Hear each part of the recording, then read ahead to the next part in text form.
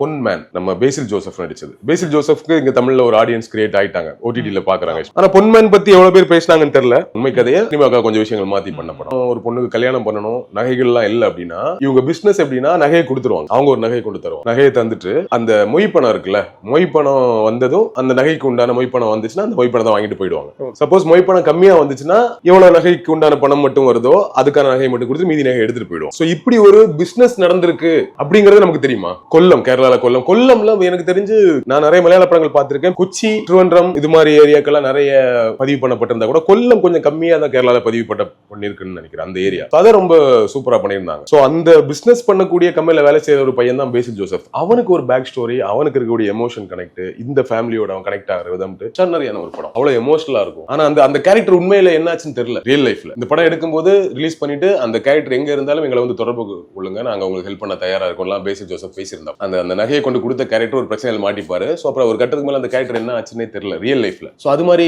பொன்மேன் வந்து ரொம்ப முக்கியமான படம்.